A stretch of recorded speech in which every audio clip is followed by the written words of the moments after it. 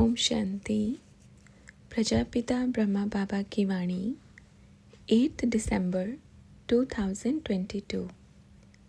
मुरली का सार है, मीठे बच्चे, बस इतना याद रखना है कि मुझे किसी को दुख नहीं देना है। मेरे अंदर से किसी के प्रति बद्दुआएं नहीं निकलनी चाहिए। मेरे मन में किसी के प्रति घृणा नहीं आनी चाहिए, नफ़रत नहीं आनी चाहिए। 2 लाइन की शिक्षा है, जो दोगे लौट के आएगा। आज नहीं तो कल आएगा। 1 गुना नहीं 100 गुना आएगा, 1000 गुना आएगा। बस यही याद रखना है और यही इंसानियत की पहली सीढ़ी है। ओम। सभी बच्चे कैसे हैं? ठीक है? खुश हैं? सोचो, ब्राह्मणों की खुशी कभी गायब नहीं हो सकती, क्योंकि बाबा खुशियों का सागर है। बाबा खुशियाँ लेकर आते हैं।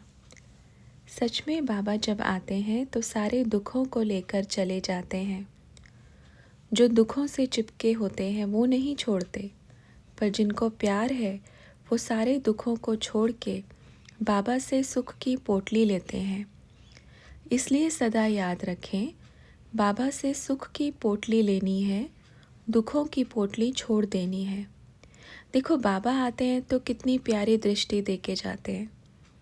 एक पल की दृष्टि के लिए संसार तरसता है और आप बच्चे बैठ उससे बात करते हैं। अच्छा, सभी बच्चे खुश हो? हालचाल कैसा है बताओ? पूरी बात बोलो। हाल खुशहाल है, फरिश्तों की चाल है।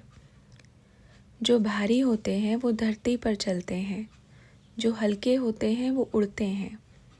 किस चीज़ में हल्का होना है? बुद्धि से पूरा हल्का होना है। और हल्का तब होंगे जब संपूर्ण निश्चय हो, जब ये सोचते हैं कि भगवान मुझे पढ़ाते हैं तो मुझे क्या परवाह। जब हर घड़ी बाप की याद बुद्धि में रहे, जब पूरा समर्पण रहे, तब बच्चे चलते नहीं हैं, उड़ते हैं। जो हल्के होते हैं वही उड़ते हैं, जो भारी होते हैं वो उड़ते नहीं हैं। इसलिए बाबा बोलते हैं, बच्चे मिट्टी में पाँव मत रखो। कौन सी मिट्टी में? देह भान की मिट्टी में पाँव रखेंगे तो मैले हो जाएंगे। दुनिया की मिट्टी की बात नहीं कर रहे हैं, इसमें तो ज़रूर पाँव रखना है। जो देह भान की मिट्टी है, जो अभी बुद्धि में एकदम लगा हुआ है, मन में है कि मैं आत्मा नहीं, मैं शरीर हूँ, ये देह भान की मिट्टी है। और जब आत्मा समझेंगे तो पंछी बनकर उड़ेंगे। अच्छा, बड़ी अच्छी मुरली है। वाह, आज का वरदान बहुत बढ़िया है। बाप के समान बनते कैसे हैं?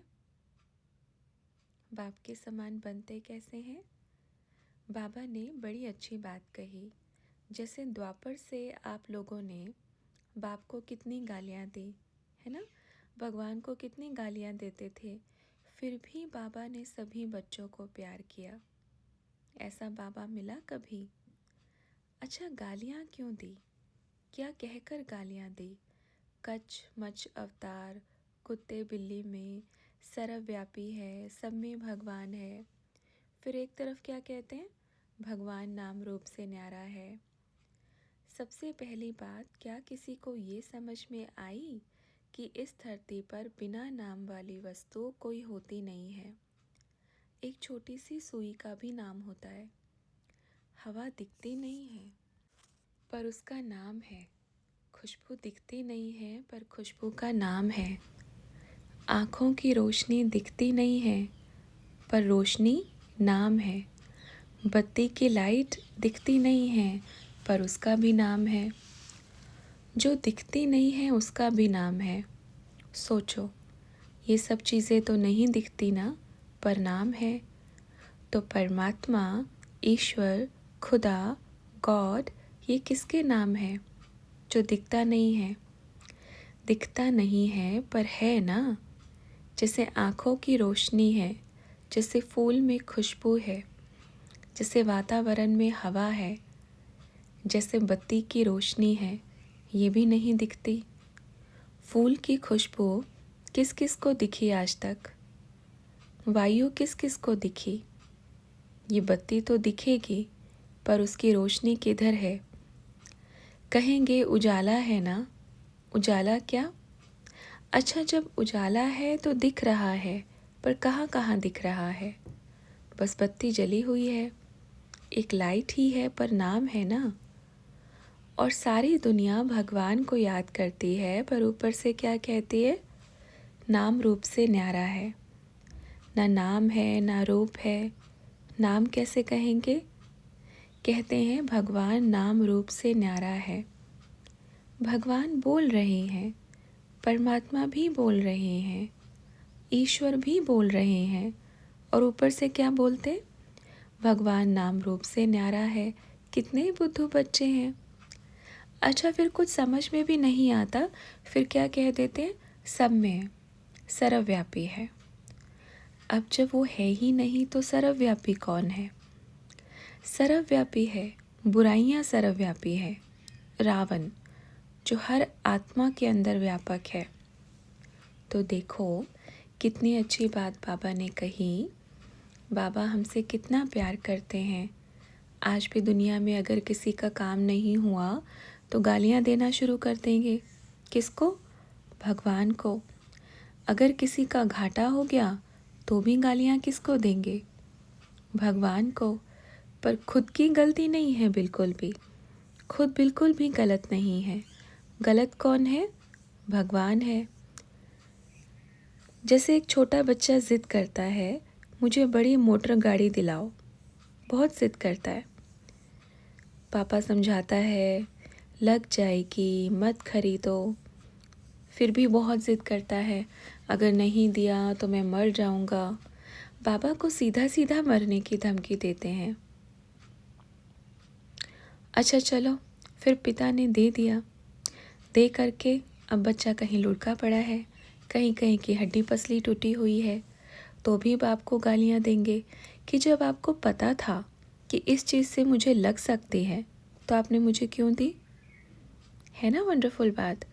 नहीं दी तो भी बाप का दोष, जब दे दी तो भी बाप का दोष। लग गई तो कहते हैं जब आपको पता था इसमें नुकसान है, मेरा घाटा है, तो आपने मुझे क्यों दिया? तो क्या कहेंगे बाबा? ऐसे बुद्धू बच्चे भी बाप के बच्चे हैं। ऐसे भक्ति मार्ग में क्या कहते हैं कि भगवान है, भगवान नहीं है, भगवान सर्वव्यापी है। दोनों तरफ से बोलते हैं, ढूंढ भी रहे हैं, भटक भी रहे हैं। अच्छा, मंदिर में भी जाते हैं, रोज़ अपनी बात भी रखते हैं, रोज़ भगवान को रिश्वत भी देते हैं। भगवान ये लो इतना और इसका डबल दे देना। डबल भी नहीं होता, उसका कई गुना होता है। वह होशियार बच्चे हैं, लेन देन के मामले में बड़े होशियार बच्चे हैं। वह बच्चे वह। बाबा ने कहा विशेष आत्मा वो है जो विशेषताओं को देखे और उसी का ही वर्णन करे। देखो बाबा ने बड़ी अच्छी बात कही। भक्ति मार्ग में बाप को कितनी गालियाँ दी। बाबा ने सबको प्यार किया तो फॉलो फादर करना है, पर फॉलो फादर नहीं क्या करते हैं? दुनिया में एक ने मुझे 4 गाली दी तो जब तक मैं 10 नहीं दूंगा तब तक मुझे शांति नहीं मिलेगी। ईंट का जवाब पत्थर से। लेकिन बाबा ने कहा फॉलो फादर करना है। कैसी भी आत्माएं हों, लेकिन आपकी दृष्टि, अपनी भावना प्यार की हो। इसको कहा जाता है सर्व के प्यारे। कोई इंसल्ट भी करे या घृणा भी करे, लेकिन सबके प्रति प्यार होना चाहिए। चाहे संबंधी क्या भी कहे, क्या भी करे, लेकिन आपकी भावना शुद्ध होनी चाहिए, सर्व के प्रति कल्याण की होनी चाहिए। इसको कहते हैं बाप समान बनना। कितने सारे बच्चे बाप के सामने आते हैं, कितने सारे बच्चे बाप को कुछ भी बोलते हैं। बाबा कितना प्यारा है, बड़ी प्यारी मुस्कान देगा और कहेगा, अच्छा कोई बात नहीं, कभी तो समझ में आएगा। जैसे देखो सारे विश्व में कितनी भी गालियाँ देते हैं, कुछ भी करते हैं, तो बाबा क्या बोलते हैं, कोई बात नहीं, बच्चे हैं ना। क्यों बाबा ऐसे बोलते हैं सोचो? क्योंकि बाद में वही पहचानेंगे, वही रोएंगे, वही पश्चाताप करेंगे। जब बाबा को पता है कि ये करेंगे तो बाबा क्यों बोले फिर? अच्छा, और बताओ, सब ठीक है? ओके, वहाँ सदा खुश रहो, हंसते रहो, बाप को याद करते रहो और खजाना लूटते रहो और दान भी करते रहो। दोगे नहीं तो आएगा नहीं। बोलते हैं जैसे हम दान करते हैं हमारी हुंडी भरती जाती है, ऐसे बोलते हैं ना। तो भक्ति मार्ग में जितने भी राजाएं हैं सबने क्या किया? सबको दान करना शुरू किया। सोचो हमारी हुंडी कभी खाली नहीं होगी, ऐसा सोचा तो ये कौन सा खजाना है? ये ज्ञान का खजाना है, गुणों का खजाना है, प्रेम का खजाना है। बाबा ने कहा अगर इसको दान नहीं करेंगे तो क्या होगा?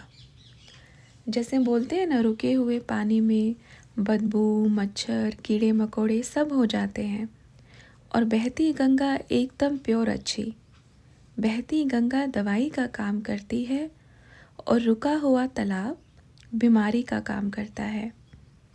हैं दोनों ही पानी, पर एक शरीर को ठीक करने का काम करती है और एक शरीर को बीमार करने का काम करता है।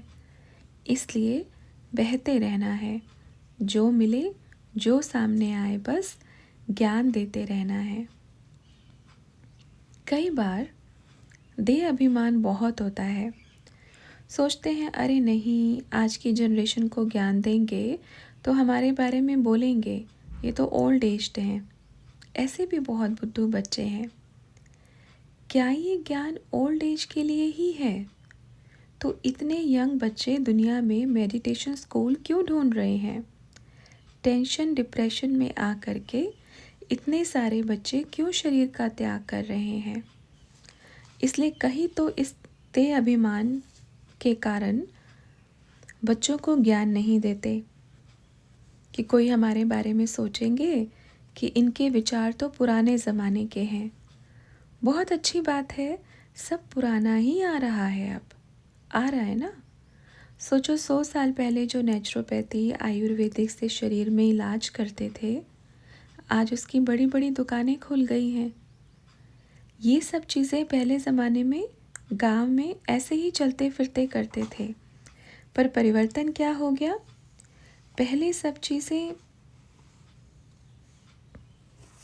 एकदम खुला, सब कुछ प्योर, और अब देखो पैकेट में पैक कर दिया, बिक्री अच्छी हो गई, दिखने में एकदम साफ सुंदर है, पर रेट बड़ा हाई फाई है।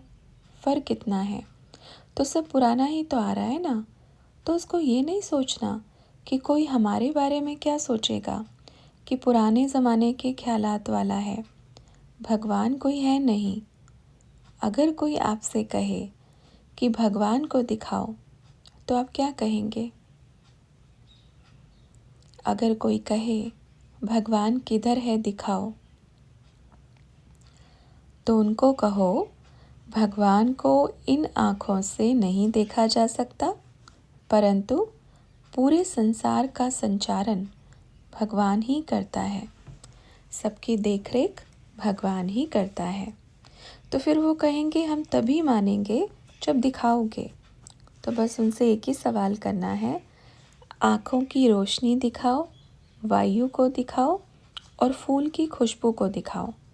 जिस दिन आप दिखा दोगे उस दिन आपको हम भगवान दिखाएंगे। और ये हमारा आपसे पक्का वायदा है।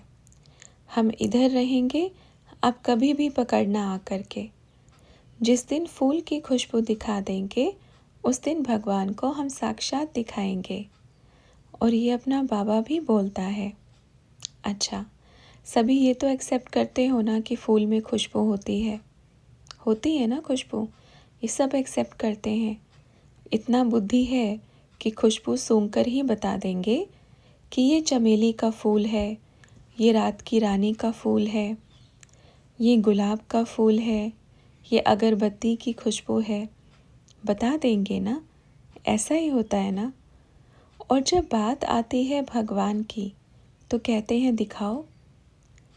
उनको बस इतना ही बोलना है, जिस दिन आप खुशबू दिखा दोगे उस दिन हम साक्षात भगवान आपको दिखा देंगे।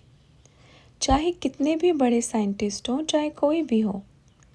साइंटिस्ट तो फिर भी मानते हैं, बड़े बड़े मानते हैं, पर ये जो आज की पीढ़ी का बुद्धि खराब हो गया है ना, बिठा दिया है कि भगवान कोई नहीं है, माँ बाप भगवान है। आज के ज़माने में क्या चल रहा है, बस अपने माँ बाप का ध्यान रखो, माँ बाप की पूजा करो, वही भगवान है हमारे लिए। बहुत अच्छी बात है। काश उन्हीं को ही भगवान मानते तो बेड़ा पार हो जाता, पर उन्हों को तो वृद्धाश्रम में छोड़कर आ रहे हैं। चलो आपकी बात भी मान गए कि माँ बाप भगवान है, पर उनको तो मानो, उनको तो भगवान मानो। अगर उनको भगवान मानते तो आज जगह जगह वृद्धाश्रम नहीं होते। आज जगह जगह रोड पर बैठकर वो भीख नहीं मांग रहे होते। उनको तो भगवान मानो। ऐसे मूर्ख बच्चे हैं जो कहते हैं हम नहीं मानते भगवान को। हम अपने माँ बाप को मानते हैं, पर कोई तो शर्म के मारे माँ बाप को घर में रखते हैं, सारा दिन उनको लगा के रखते हैं, काम कराते हैं, खाने पीने में उनके साथ पक्षपात करते हैं, कभी देते हैं कभी नहीं देते हैं। एक कहानी है कि अपने बूढ़े पिता को जब ठीकरे में खाना डाल कर देते थे, ठीकरे माना मिट्टी का बर्तन, फूटे टुकड़े, उसमें खाना डाल कर देते थे, तो उनका बच्चा उस ठीकरे को रोज़ संभाल कर रखता था। जब उसे बोलते थे कि इसको फेंको, तो वो बच्चा कहता था नहीं फेंकूंगा, जब आप बूढ़े हो जाओगे तो आपको इसमें खाना डाल के दूंगा। कहने का क्या भाव है, जो दोगे वो लौट के आएगा। सदा याद रखें। बाबा इस बात को बार बार क्यों रिपीट कर रहे हैं, क्योंकि ये सब चीज़ें चल रही हैं। भले ही कुछ भी दो, अगर बद्दुआएं दोगे तो लौट के आएंगी, फिर पड़े रहना बीमार। कुछ भी करो, सुख दोगे तो सुख आएगा, दुख दोगे तो दुख आएगा। दुआएं दोगे तो दुआएं आएंगी, बद्दुआएं देंगे तो बद्दुआएं आएंगी, और पूरा चक्रवर्ती ब्याज सहित आएगा, चाहे वो सुख हो चाहे वो दुख हो। और कुछ याद रहे ना रहे, बस इतना याद रखना कि मुझे किसी को दुख नहीं देना है, चाहे कुछ भी हो जावे। मेरे अंदर से किसी के प्रति बद्दुआएं नहीं निकलनी चाहिए, चाहे कुछ भी हो जावे। मेरे मन में किसी के प्रति घृणा नहीं आनी चाहिए, नफ़रत नहीं आनी चाहिए। इसलिए अब से, आज से अपने जीवन की यात्राओं को बदल दो। भले ही कोई कुछ भी बोले, ऐसा नहीं कि कोई आपको ज़ोर से पत्थर मार रहा है और आप खड़े रहो, ये लो मारो मारो, ऐसा नहीं करना है। अपना बचाव करना है, ठीक है, याद रखना है। तो इस चीज़ का विशेष ध्यान, लेकिन मन में किसी के प्रति घृणा नहीं आनी चाहिए। ओके बच्चों, 2 लाइन की शिक्षा है। जो दोगे लौट के आएगा, आज नहीं तो कल आएगा। 1 गुना नहीं 100 गुना आएगा, 1000 गुना आएगा। बस यही याद रखना है। और भले ही कुछ याद रखो या नहीं रखो, यही इंसानियत की पहली सीढ़ी है। वंडरफुल बात है ना, पहले कितने बड़े बड़े व्यापारी दुकानदार होते थे। अगर कोई कभी उनको रिश्वत देता था ना, तो ऐसे हाथ जोड़ते थे और बोलते थे नहीं नहीं, हमारे बच्चे हैं। और आज जब रिश्वत लेनी होती है तो बोलते हैं हमारे भी बाल बच्चे हैं, हमारा भी ध्यान रखो। फ़र्क क्या हुआ? पहले बुरे कर्म से डरते थे, कहते थे हमारे बाल बच्चे हैं, उनको पता था कोई भी पाप कर्म करेंगे तो ये किधर ना किधर निकल कर आएगा। और आज क्या बोलते हैं, हमारे भी बाल बच्चे हैं, हम कहाँ जाएंगे। बस इतना ही फ़र्क हुआ है, शब्द वही है पर भाव बदल गए, भावनाएं बदल गई। तो सदा याद रखना है, मेरा तो एक शिव बाबा, दूसरा ना कोई। और याद रखना कि जो बाबा कहे, क्या कहेंगे, जी बाबा, हाँ जी बाबा, इसमें ही कल्याण है और सभी का कल्याण हो। बाबा सदा साथ है। ठीक है। अपने आप को ये नहीं सोचना कि ये मेरे लिए नहीं है, ये फलाने के लिए है। आज हर एक ये बात याद रखना, ये मेरे लिए है। ठीक है।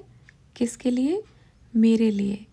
अच्छा बच्चों, फिर मिलेंगे, चलें। अच्छा, आज सद्गुरुवार है, टोली लेकर आओ जल्दी। सबका स्वास्थ्य ठीक है, मन का स्वास्थ्य ठीक है। जब कभी बाबा आकर के ये पूछे कि स्वास्थ्य ठीक है, सब ठीक हो, तो सबसे पहले मन के ऊपर ध्यान देना, बाद में तन के ऊपर ध्यान देना। मन बीमार तो तन भी बीमार है, और मन स्वस्थ है तो तन भी धीरे धीरे करके स्वस्थ रहेगा, मन का प्रभाव पड़ेगा। अच्छा बच्चों, और किसी को कुछ पूछना है? याद रखना, कुछ कुछ चीज़ें बदलती रहेंगी, परिवर्तन होती रहेंगी। अब कुछ भी ज़्यादा इकट्ठा करना नहीं है। समय बदलता रहेगा, चीज़ें बदलती रहेंगी, चेंज होती रहेंगी, क्योंकि समय परिवर्तनशील है। समय एक जगह कभी टिकता नहीं है। इंसान की स्थिति, परिस्थिति और शरीर परिवर्तन होता है ना। आप सोचो, अभी आप बड़े हो, आपका बचपन का फ़ोटो अगर देखेंगे तो क्या आप सेम ऐसे ही दिखोगे? नहीं दिखोगे, चेंज दिखोगे। तो हमेशा कुछ ना कुछ बदलता है, चेंज होता रहता है। तो इसलिए समय के परिवर्तन को एक्सेप्ट करना सीखो। ये क्यों नहीं एक्सेप्ट कर पा रहे हैं मालूम है? सभी बोलते हैं ना, बाबा उधर ही आएगा, मधुबन में ही आएगा, और किधर नहीं आ सकता। तो किसी ने कहा, बाबा 6 दिसंबर 2022 की साकार मुरली में भी था कि शिव बाबा इस रथ में दिल्ली गया, कानपुर गया। बाबा ने कहा, ये बहुत अफवाहें हैं कि बाबा किधर भी नहीं जाता। जैसे अभी वर्तमान में किसी का नया सेंटर खुलता है तो क्या बोलते हैं, मैया आओ ना, उद्घाटन करो ना, ऐसे बोलते हैं ना। बाबा भी करते हैं, मैया भी। तो पहले क्या करते थे, शुरू में जितने भी नए नए सेंटर बने, डायरेक्ट शिव बाबा ही आकर के बोलते थे, उद्घाटन करते थे। अब इतनी जगह बाबा जा रहे हैं ना, तो पहले साकार में भी ऐसे था। और साकार में तो छोड़ो, गुलजार बच्ची, शोभा बच्ची के शरीर में आकर के विदेश में भी बाबा आए हैं। दिल्ली में भी कितनी बारी बाबा आए हैं, मुंबई में भी कितनी बारी बाबा आए हैं। ये जो स्थान है यहाँ पे तो कितनी बारी, और इनसे अलग भी।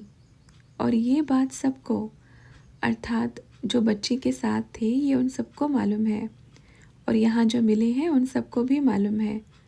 पर स्वीकार बिल्कुल नहीं करेंगे कि हमारा धंधा चौपट हो जाएगा ना। धंधा कैसे चलेगा, चौपट हो जाएगा।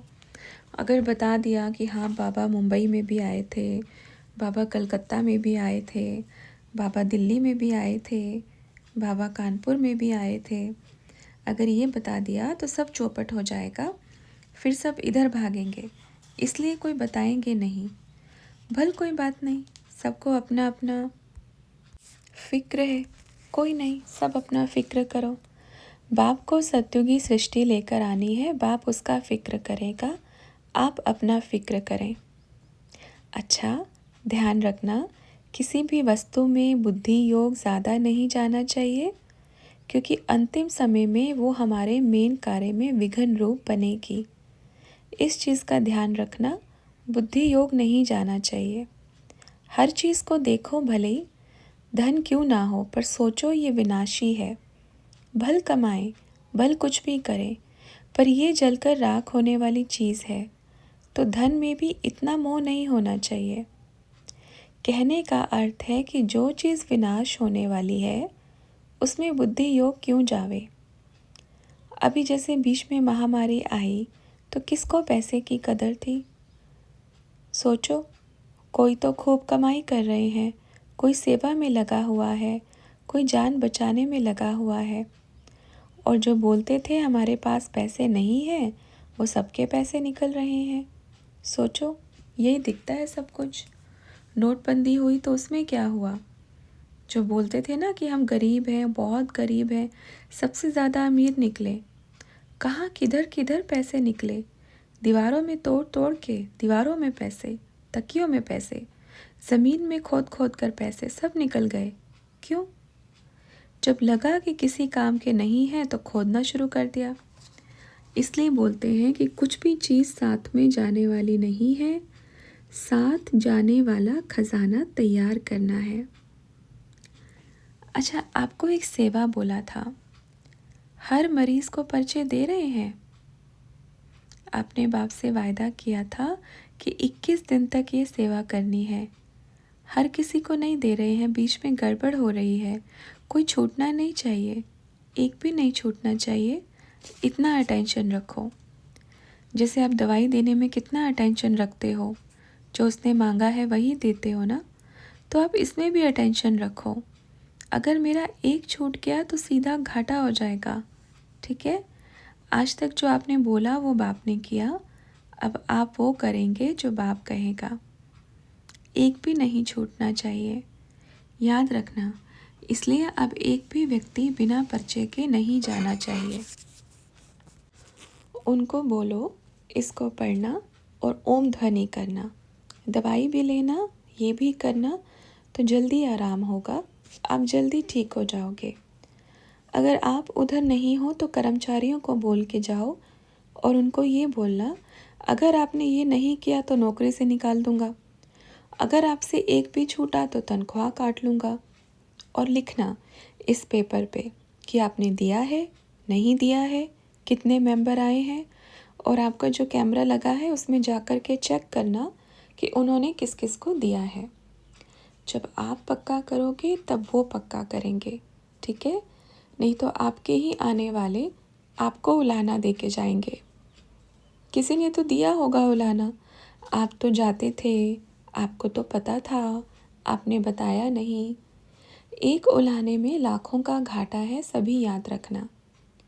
अभी जो सब छुप छुप के बैठे हैं, छुप छुप के सुन रहे हैं, छुप छुप के कर रहे हैं, बस सामने नहीं आ रहे, प्रत्यक्ष नहीं हो रहे, नहीं बता रहे, इसमें घाटा है, याद रखें सभी। 100% घाटा है। आप तो उस चीज़ का आनंद ले रहे हो, चलो वो मना भी करेगा तो आपका घाटा नहीं होगा, उसने अनसुना भी किया तो भी आपका घाटा नहीं होगा, क्योंकि आपने अपना कर्म किया, आपने अपना बताया। जो भी बच्चे मिलते हैं बाबा के बने हुए, सोचते हैं हमने बता दिया तो हम प्रत्यक्ष हो जाएंगे, हम नज़रों में आ जाएंगे। पर ये सोचो, जब इतना घाटा होगा तब भी नज़रों में आओगे, पर तब जब नज़रों में आओगे तो नीचे लेवल पर आओगे। एक होता है एकदम नीचे जाकर के नज़रों में आना, और एक होता है ऊपर चढ़कर नज़रों में आना। आप ये सोचो नहीं कि नज़रों में आ रहे हो, सोचो आप ऊपर चढ़ रहे हो, और जो ऊपर चढ़ता है वही नज़रों में आता है, जो नीचे गिरता है उसको तो कोई देखता ही नहीं। नीचे गिरने वाली चीज़ पर कहाँ ध्यान देते हैं, जो ऊपर उठता है उसी को ही देखते हैं। तो भले ही नज़रों में आओ, चलेगा। क्यों छुप रहे हैं? किसके लिए छुप रहे हैं? बाबा के लिए छुप रहे हैं, बाबा के बच्चों के लिए छुप रहे हैं। बाबा तो बोल रहे हैं आ जाओ, बाबा बोल रहे हैं सामने खड़े हो जाओ, सबको बताओ कि बाबा आया है, नहीं तो फिर बाद में वो आपको उलाहना देंगे। इसलिए ज्ञानी अज्ञानी जो भी हैं उनको ओम का परिचय देना है। और बाबा मिलन करते हैं तो बाहर जो भी जगह जगह पोस्टर लगवाते हैं उसमें थोड़ा सा चेंज कराओ, उसमें बड़े अक्षरों में सत्संग शब्द होना चाहिए। बस उनको कहना है कि फलानी तारीख को इतने से इतने बजे तक ओम का सत्संग रखा है। ओम करने से परमात्मा से मिलन की अनुभूति होती है। सत्संग शब्द बड़े अक्षरों में लिखो। इतने से इतने बजे तक सत्संग है, इतने बजे तक ओम का उच्चारण है, ओम के उच्चारण से परमात्मा मिलन की अनुभूति हो रही है, ये ध्यान रखना है। इसमें थोड़ा चेंज करवाना है। सत्संग का नाम सुन के बहुत बच्चे आ जाते हैं। पता है कितना सुंदर शब्द है, कितना अच्छा शब्द है सत्संग। सत्संग का अर्थ क्या है? जहाँ सत्य बाप बैठकर कथा सुना रहा हो वही है सत्संग। सत्संग में किसकी चर्चा होती है? सिर्फ भगवान की। आपने सुना है सत्संग उसको कहा जाता है जहाँ सिर्फ भगवान की चर्चा होती हो और किसी को सत्संग नहीं कहेंगे। इसका मतलब एक परमात्मा ही सत्य है, बाकी सब झूठ है, इसलिए सत्संग कहते हैं। और सही तो है। सच का संग जो करता है वही सत्संग में बैठता है। ठीक है, फिर मिलेंगे।